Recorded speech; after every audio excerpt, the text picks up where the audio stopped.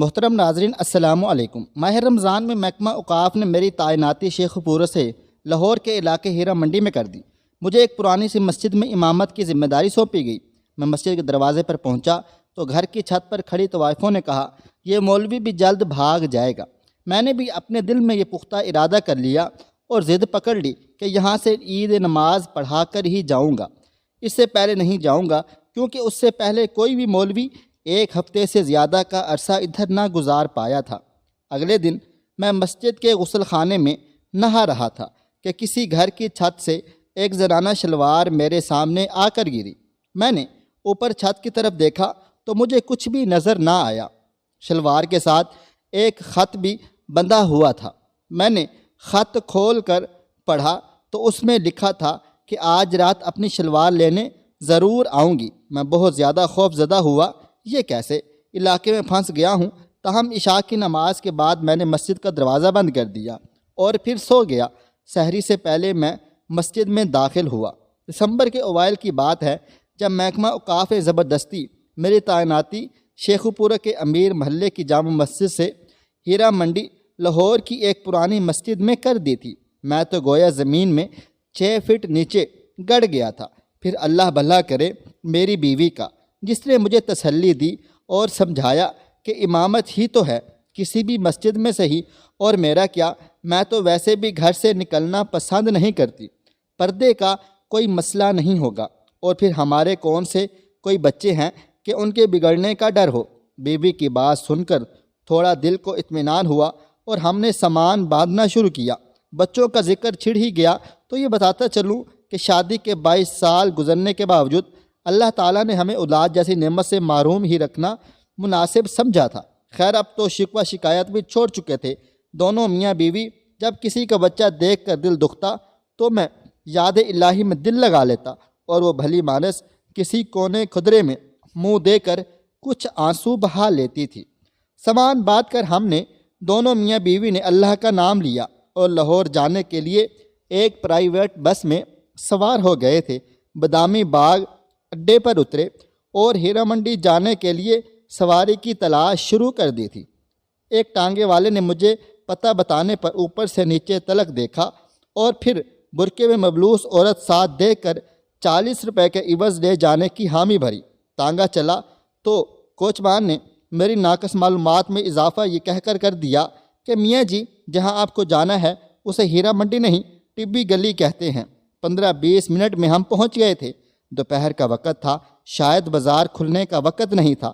دیکھنے میں تو ایک عام سا محلہ تھا، وہی ٹوٹی پھوٹی گلیاں، میلے کرتوتوں کے غلیظ دامن سے ناک پونچھتے ننگ دھڑنگ بچے، نالیوں میں کالا پانی اور کوڑے کے ڈھیروں پہ منڈلاتی بے حساب مکھیاں، سبزیوں پھلوں کے ٹھیلے والے اور ان سے بحث کرتی کھڑکیوں سے آدھی باہر لٹکتی عورتیں۔ فرق تھا تو صرف اتنا کہ پان سگریٹ اور پھول والوں کی دکانیں کچھ زیادہ تھیں۔ دکانیں تو بند تھیں مگر ان کے نئے پرانے بورڈ اصل کاروبار کی خبر دے رہے تھے۔ مسجد کے سامنے تانگا کیا رکا، مانو محلے والوں کی تو عید ہو گئی۔ پتہ نہیں کن کن کونے کھدروں سے بچے اور عورتیں نکل کر جمع ہونے لگیں۔ ملی جلی آوازوں نے آسمان سر پہ اٹھا لیا تھا۔ ابے نیا مولوی آیا ہے، بیوی بھی ساتھ ہے، پچھلے والے سے تو بہتر ہی ہوگا، کیا پتہ لگتا ہے بہن، مرد کا تو کیا ہی اعتبار۔ ہاں صحیح کہتی ہے تو، داڑھی والا مرد تو اور بھی زیادہ خطرناک ہوتا ہے۔ عجیب طوفان بدتمیزی تھا۔ مکالموں اور فکروں سے یہ معلوم پڑتا تھا کہ جیسے طوائفوں کے محلے میں مولوی نہیں، شرفا کے محلے میں کوئی طوائف وارد ہو گئی ہو۔ اس سے پہلے کہ میرے ضبط کا پیمانہ لبریز ہوتا، خدا خوش رکھے غلام شبیر کو، جو مولوی صاحب کرتا ہوا دوڑا اور ہجوم کو وہاں سے بھگا دیا۔ پتہ چلا کہ مسجد کا خادم ہے اور عرصہ 25 سال سے اپنے فرائض منصبی نہایت محنت اور دیانتداری سے ادا کر رہا تھا۔ بھائی طبیعت خوش ہو گئی اس سے مل کے۔ دبلا پتلا پکی عمر کا مرد، لمبی سفید داڑھی، صاف ستھرا سفید پاجامہ کرتا، کندھے پہ 4 خانے والا سرخ و سفید انگوچھا، پیشانی پہ محراب کا کالا نشان، سر پہ سفید ٹوپی اور نیچے نگاہیں۔ سادہ اور نیک آدمی اور منہ پہ شکایت کا ایک لفظ بھی نہیں۔ بوڑھا آدمی تھا مگر کمال کا حوصلہ و ہمت رکھتا تھا۔ سامان سنبھالتے اور گھر کو ٹھیک کرتے ہوئے ہفتہ 10 دن لگ گئے تھے۔ گھر کیا تھا؟ 2 کمروں کا کوارٹر تھا، مسجد سے متصل ایک چھوٹا سا باورچی خانہ، اس سے بھی ایک چھوٹا سا غسل خانہ اور بیت الخلاء اور ایک ننھا منا سا صحن۔ بہرحال ہم میاں بیوی کو بڑا گھر کس کے لیے چاہیے تھا؟ بہت تھا ہمارے لیے، بس ارد گرد کی عمارتیں اونچی ہونے کی وجہ سے تاریکی بہت زیادہ تھی۔ دن 12 بجے بھی شام کا سا دھندلا کا چھایا رہتا تھا۔ گھر ٹھیک کرنے میں غلام شبیر نے بہت ہاتھ بٹایا، صفائی کرنے سے دیواریں چونا کرنے تک۔ تھوڑا کریدنے پر پتہ چلا کہ یہاں آنے والے ہر امام صاحب مسجد کے ساتھ غلام شبیر کا گھر کا کام بھی کرتا تھا۔ بس تنخواہ کے نام پہ غریب 2 وقت کا کھانا مانگتا تھا اور رات کو مسجد میں ہی سوتا تھا۔ یوں اس کو رہنے کی جگہ مل جاتی اور مسجد کی حفاظت بھی ہو جاتی تھی۔ ایک بات جب میں سے آیا تھا دماغ میں کھٹک رہی تھی، سو ایک دن غلام شبیر سے پوچھ ہی لیا، میاں یہ بتاؤ کہ پچھلے امام صاحب امام مسجد کے ساتھ کیا ماجرا گزرا؟ وہ تھوڑا ہچکچایا اور پھر ایک طرف لے گیا کہ بیگم کے کان میں آواز نہ پڑے۔ میاں جی اب کیا بتاؤں آپ کو، جوان آدمی تھے اور غیر شادی شدہ بھی، محلے میں بھلا حسن کی کیا کمی ہے، بس دل آ گیا ایک لڑکی کے دلال بھلا کہاں جانے دیتے تھے سونے کی چڑیا کو۔ پہلے تو انہوں نے مولانا کو سمجھانے بجھانے کی کوشش کی، پھر ڈرایا دھمکایا، لیکن مولانا نہیں مانے۔ ایک رات لڑکی کو بھگا لے جانے کی کوشش کی، بادامی باغ اڈے پر ہی پکڑ لیے گئے۔ ظالموں نے اتنا مارا پیٹا کہ مولانا جان سے گئے۔ غلام شبیر نہایت افسوس کے ساتھ ساری کہانی سنائی۔ پولیس وغیرہ قاتل پکڑے نہیں گئے؟ میں نے گھبرا کر پوچھا۔ غلام شبیر ہنسنے لگا، کمال کرتے ہو آپ بھی میاں جی، پولیس بھلا ان لوگوں کے چکروں میں کہاں پڑتی ہے، بس اپنا بھتہ وصول کیا اور پھر غائب۔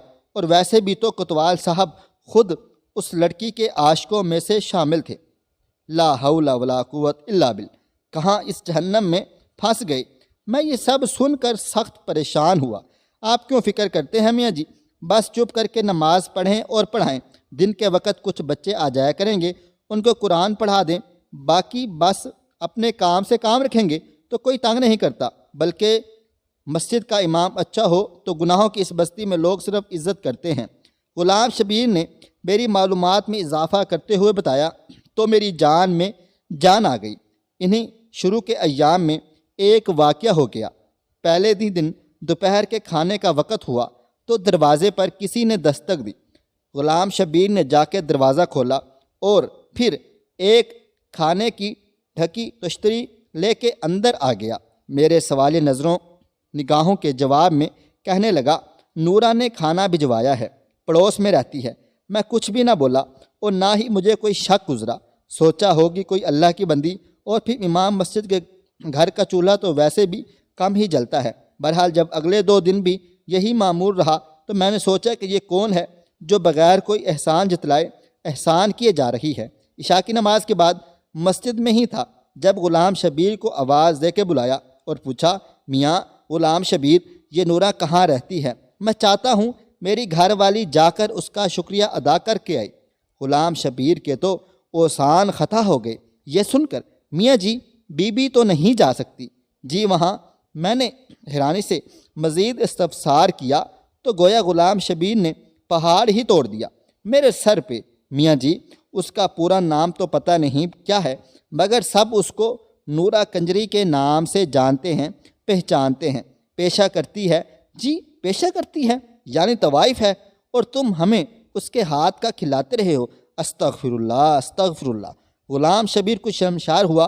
میرا غصہ دیکھ کر تھوڑی دیر بعد ہمت کر کے بولا، میاں جی یہاں تو سب ایسے ہی لوگ رہتے ہیں، ان کے ہاتھ کا نہیں کھائیں گے تو مستقل چولہا جلانا پڑے گا، جو آپ کی تنخواہ میں ممکن نہیں۔ یہ سن کر میرا غصہ اور تیز ہو گیا۔ ہم شریف لوگ ہیں غلام شبیر، بھوکے مر جائیں گے مگر طوائف کے گھر کا نہیں کھائیں گے۔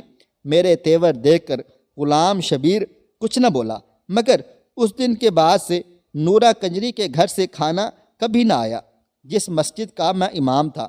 عجیب بات یہ تھی کہ اس کا کوئی نام نہیں تھا، بس ٹبی مسجد کے نام سے مشہور تھی۔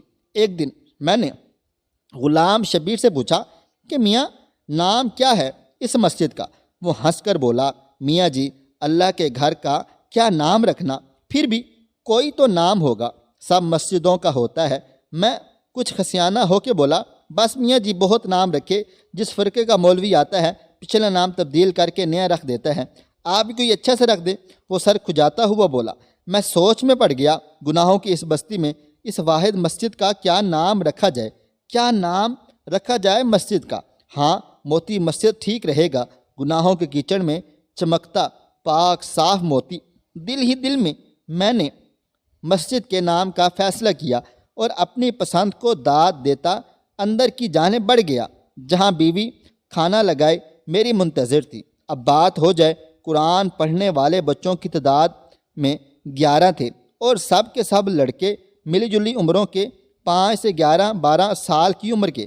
تھوڑے تھوڑے شرارتی ضرور تھے، مگر اچھے بچے تھے، نہا دھو کے اور صاف ستھرے کپڑے پہن کے آتے تھے، 2 گھنٹے سپارہ پڑھتے اور پھر باہر گلی میں کھیلنے نکل جاتے۔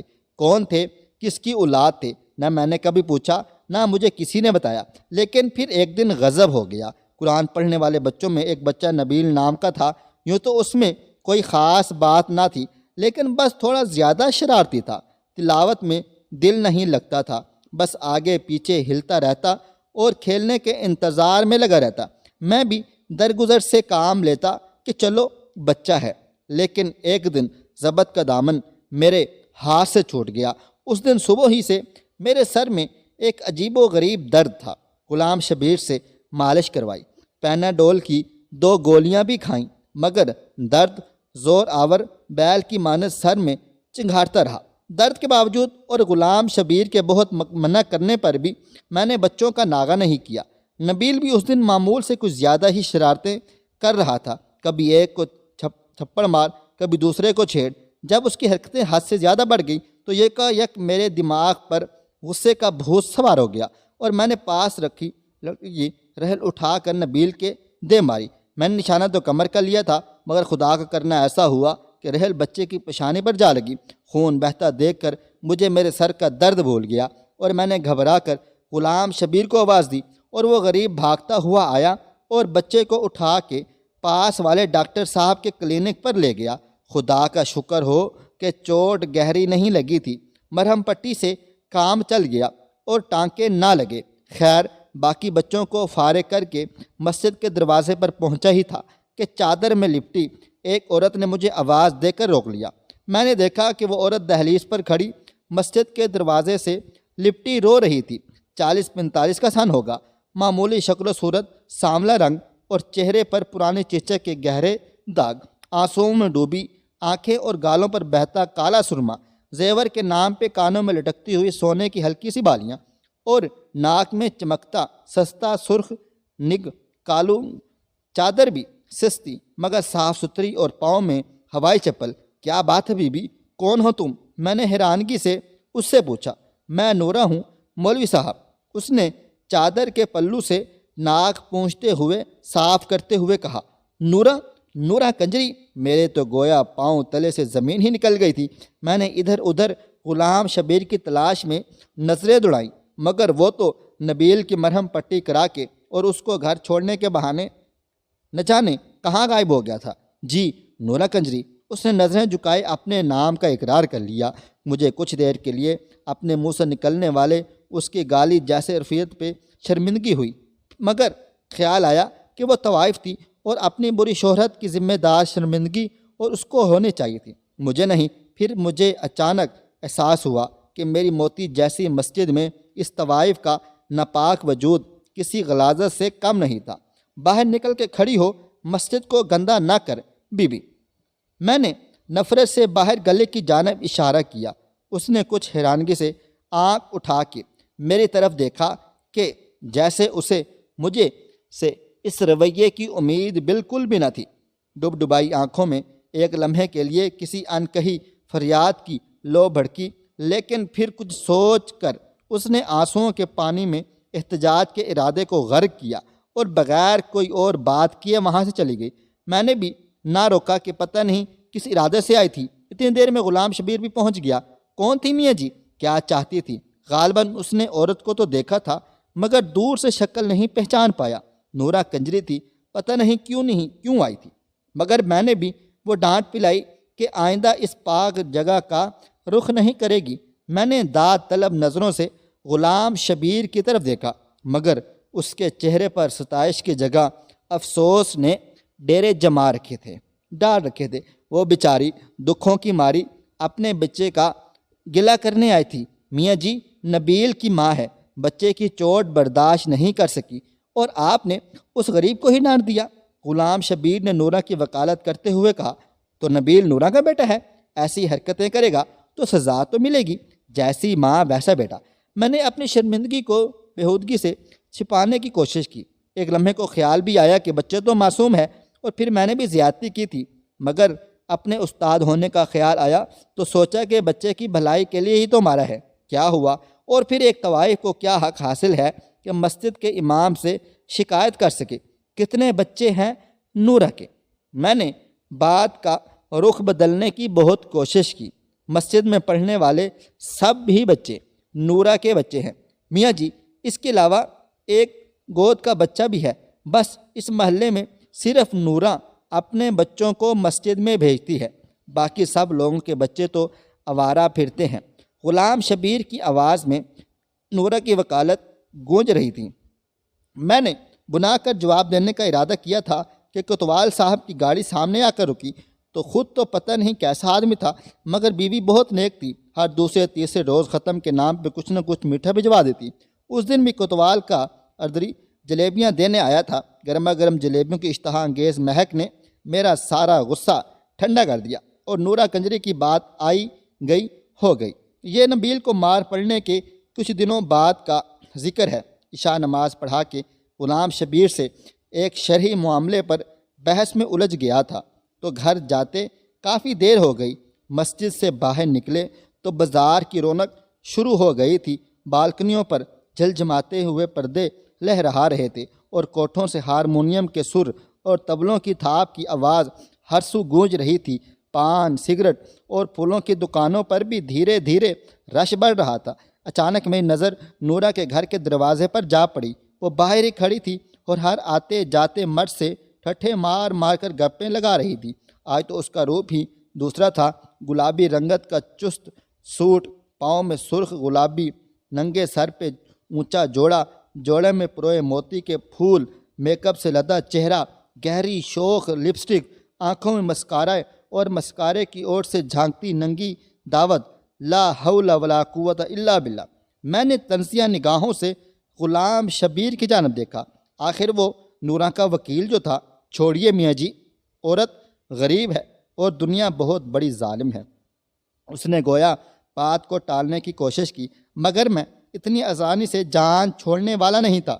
یہ بتاؤ میاں جی، جب اس کے گاہک آتے ہیں تو کیا بچوں کے سامنے ہی؟ میں نے معنی خیز انداز میں اپنا سوال ادھورا ہی چھوڑا۔ میاں جی، ایک تو اس کے بچے صبح اسکول جاتے ہیں اور اس لیے رات کو جلدی سو جاتے ہیں، دوسرا مہمانوں کے لیے باہر سین میں الگ کمرہ رکھا ہوا ہے۔ غلام شبیر نے ناگوار سے لہجے میں جواب دیا، استغفر اللہ استغفر اللہ۔ میں نے گفتگو کا سلسلہ وہیں ختم کرنا مناسب سمجھا، کیونکہ مجھے احساس ہو چکا تھا کہ غلام شبیر کے لہجے سے جھانکتی ناگواری کا رخ نورہ کی جانب نہیں تھا۔ اس کے بعد نورہ کا ذکر میرے سامنے تب ہوا جب جن دنوں میں اپنے اور زوجہ کے لیے حج بیت اللہ کی غرض سے کاغذات بنوا رہا تھا۔ اس غریب کی بڑی خواہش تھی کہ وہ اور میں اللہ اور اس کے نبی پاک کی خدمت میں پیش ہوں اور اولاد کی دعا کریں۔ میرا بھی من تھا کہ کسی بہانے سے مکہ مدینہ کی زیارت ہو جائے، نام کے ساتھ حاجی لگا ہو تو شاید محکمے والے کسی اچھی جگہ تبدیلی کر دیں۔ زوجہ کا ایک بھانجا انہی دنوں وزارت مذہبی امور میں کلرک تھا، اس واسطے درخواست کی قبولی کی کامل امید تھی۔ کاغذات فائنل اکٹھے کیے ہوئے تھے کہ غلام شبیر ہاتھ میں کچھ اور کاغذات اٹھائے پہنچ گیا۔ میاں جی، ایک کام تھا آپ سے، اجازت دیں تو میں عرض کر دوں۔ اس نے ہچکچاتے ہوئے کہا، ہاں ہاں میاں، کیوں نہیں، کیا بات ہے؟ میں نے داڑھی کے بالوں میں انگلیوں سے کنگھی کرتے ہوئے اس کو بیٹھنے کا اشارہ کر دیا۔ میاں جی، آپ کی تو وزارت میں واقفیت ہے، ایک اور حج کی درخواست بھی جمع کروا دیں۔ اس نے ہاتھ میں پکڑے کاغذات میری جانب بڑھائے۔ دیکھو میاں غلام شبیر، تم اچھی طرح جانتے ہو کہ میں گھر بار تمہارے ذمے چھوڑ کر جا رہا ہوں اور پھر تمہارے پاس حج کے لیے پیسے کہاں سے ہیں؟ میں نے کچھ برہمی سے پوچھا۔ نہیں نہیں میاں جی، آپ غلط سمجھے، یہ میری درخواست نہیں، نورہ کی ہے۔ اس نے سہم کر کہا۔ کیا میاں، ہوش میں تو ہو؟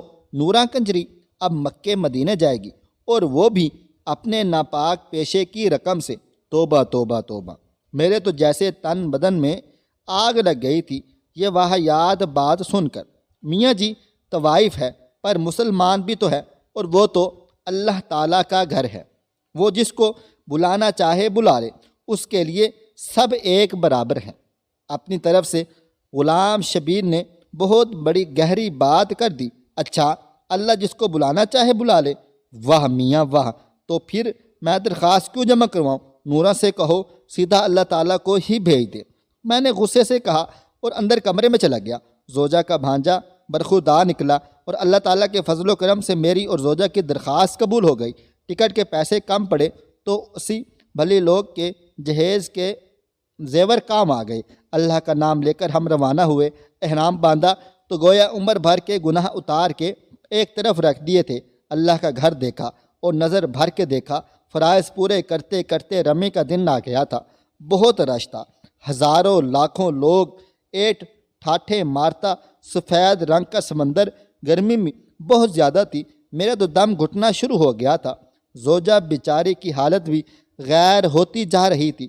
اوپر سے غضب یہ کچھ ہوا کہ میرے ہاتھ سے اس غریب کا ہاتھ چھوٹ گیا۔ ہاتھ کیا چھوٹا، لوگوں کا ایک ریلا مجھے گھسیٹتا ہوا پتہ نہیں کہاں سے کہاں لے گیا۔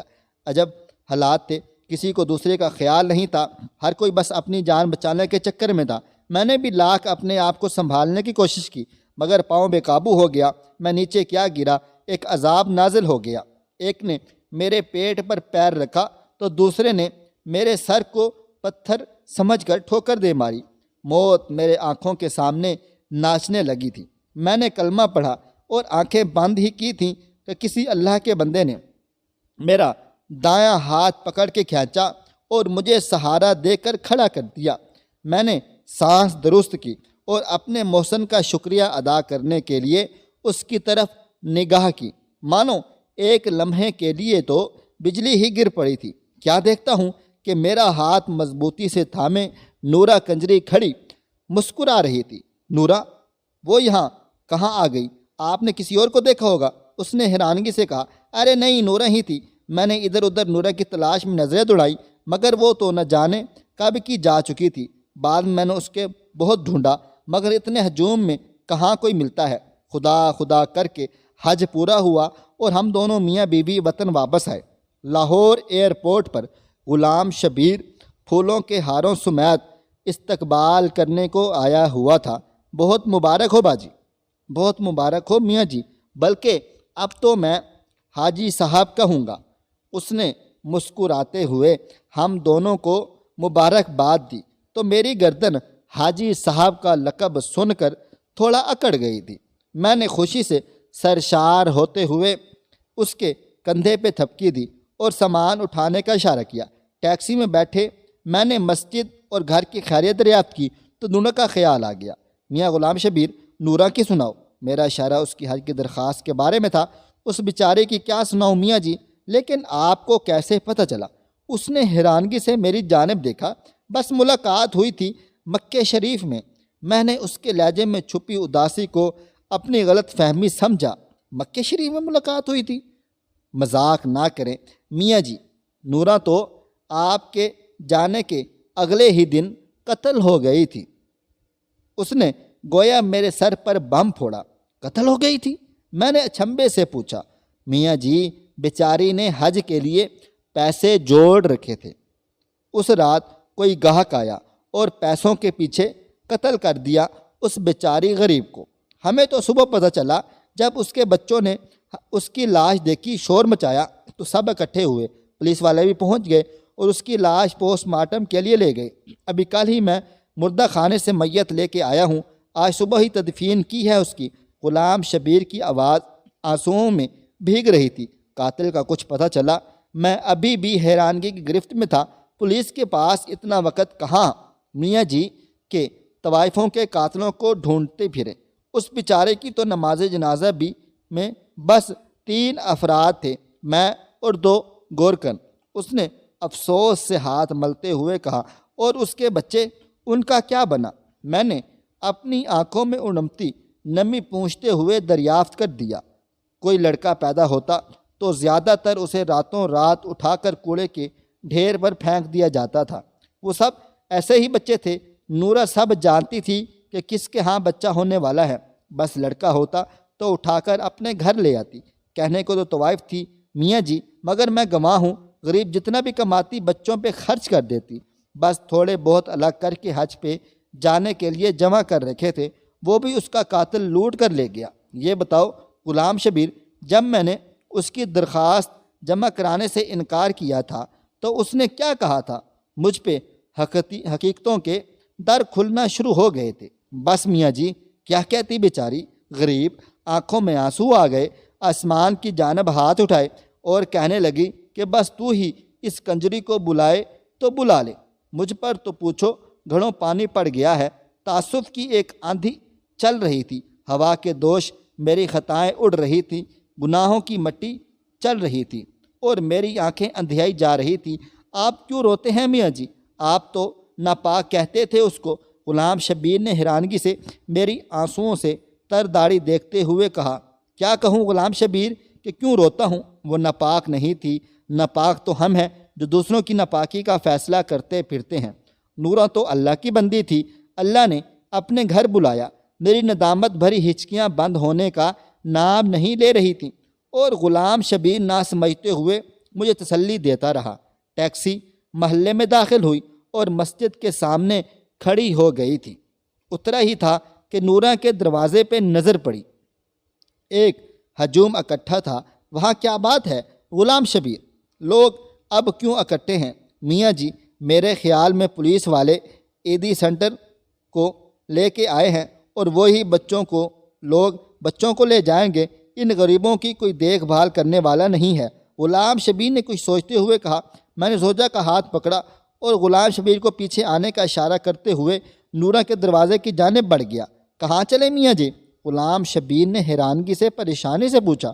نورہ کے بچوں کو لینے جا رہا ہوں، آج سے وہ میرے بچے ہیں، اور ہاں، مسجد کا نام میں نے سوچ لیا ہے، آج سے اس کا نام نور مسجد ہوگا۔ خواہش صرف اتنی ہے کہ کچھ الفاظ لکھوں جس سے کوئی گمراہی کے راستے پہ جاتے جاتے رک جائے، اور نہ بھی رکے تو سوچ میں ضرور پڑ جائے۔ محترم ناظرین، امید کرتے ہیں کہ ہماری آج کی ویڈیو آپ کو پسند آئی ہوگی۔ اس ویڈیو کو لائک کریں، شیئر کریں اپنے دوستوں کے ساتھ، اور مجھے آپ اگلی ویڈیو تک اجازت دیں۔ اللہ حافظ۔